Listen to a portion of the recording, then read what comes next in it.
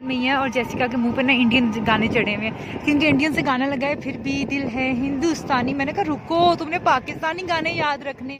खजल ख्वारी होती है कि नहीं अपना ही मुल्क देखने के लिए।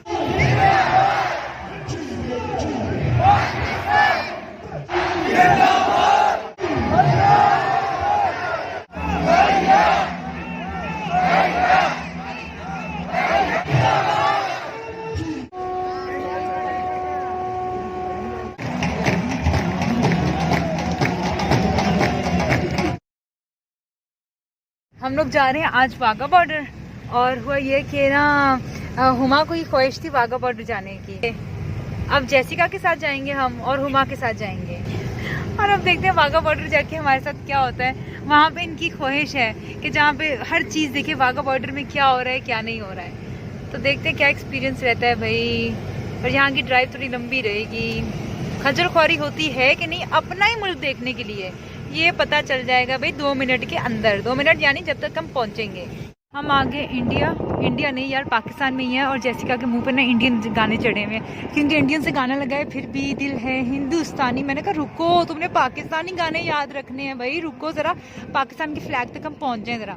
यहाँ पर आप वाघा बॉर्डर पहुंचते हो सबसे पहले आपको सिक्योरिटी से होकर जाना पड़ता है। यहाँ पे लड़कियों की लाइन है, वहाँ पे लड़कों की, और इतनी लंबी लाइन है पता नहीं हम पहुंचेंगे कब। ये हमने झंडा ले लिया और हम झंडे को लेकर ये देखो हम लहरा रहे हैं।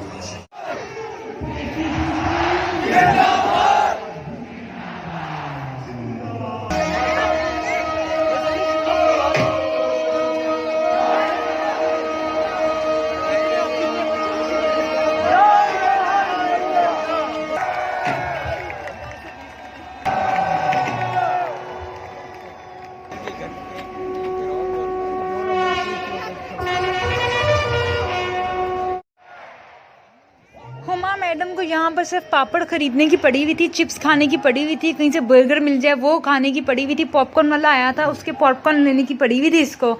लेकिन इसको ये नहीं था कि बैठ के 2 और नारे लगा देती। कहती मेरी आवाज़ बैठ जाएगी तो घर जाके मैं किसको डांटूंगी, क्या बोलूँगी क्या नहीं। 2-3 नारे लगाने के बाद तो बेहोश हो गई थी और बस खाने पीने की पड़ी हुई थी इसको। 2 चिप्स की प्लेटें इस मैडम ने पूरी खाई। उसके बाद इसको सेल्फी लेने की पड़ी हुई थी अपनी हुमा मैडम को।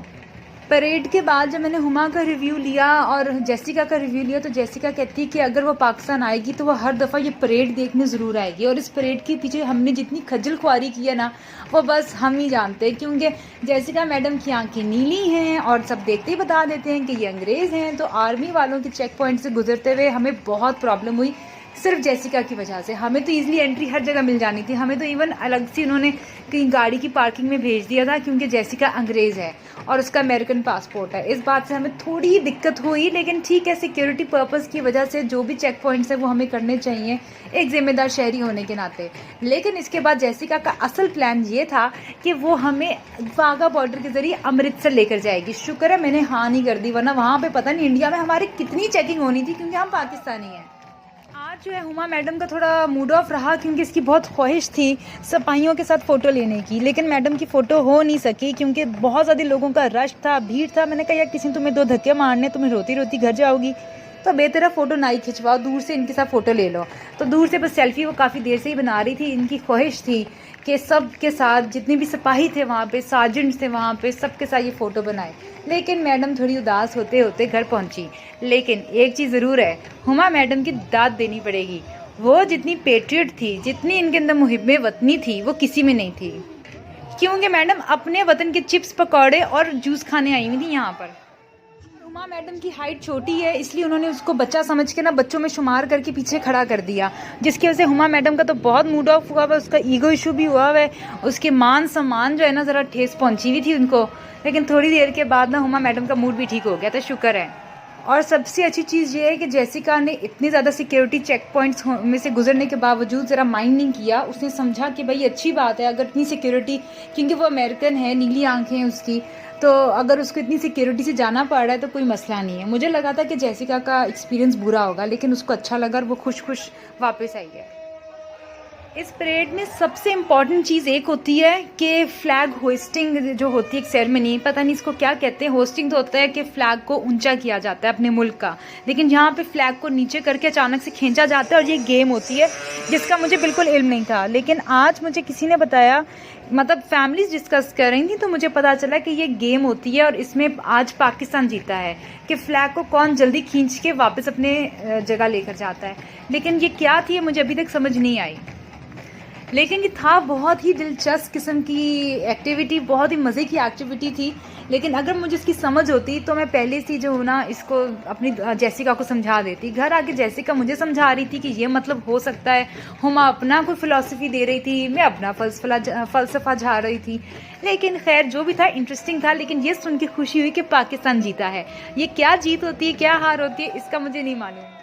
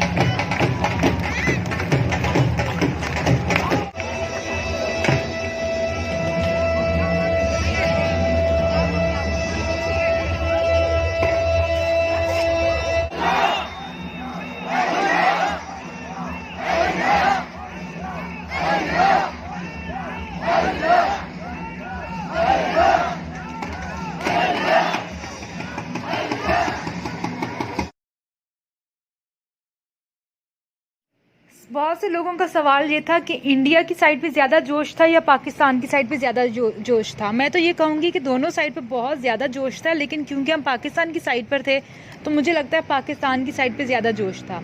लेकिन एक चीज़ है काबिल गौर, वो ये कि मुझे इंडिया का ही फ्लैग क्यों नज़र आया, पाकिस्तान का फ्लैग क्यों नहीं नज़र आया। हुमा ने मुझे बताया इसलिए नज़र नहीं आ रहा क्योंकि यहाँ पर हमारे यहाँ रेनोवेशन हो रही है, कंस्ट्रक्शन हो रही है, इसलिए उन्होंने फ़्लैग को साइड पे किया हुआ है।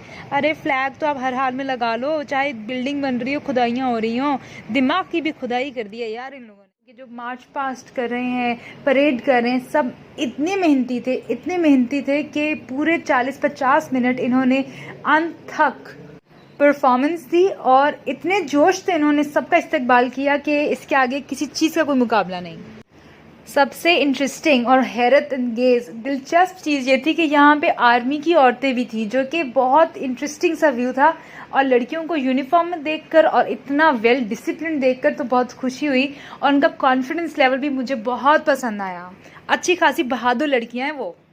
वहाँ पर हम जेसिका मैडम के साथ आए हुए थे, और जेसिका मैडम को ये इतनी अच्छी लगी ये परेड सारी की सारी, क्योंकि उसने कहा कि ये किसी भी दुनिया के कोने में ऐसी परेड नहीं होती है। इवन अमेरिका और कनाडा के बॉर्डर पे, नॉर्थ कोरिया, साउथ कोरिया के बॉर्डर पे, किसी भी बॉर्डर पे ये परेड नहीं होती। सिर्फ पाकिस्तान और इंडिया का बॉर्डर है जहाँ पर ये परेड होती है।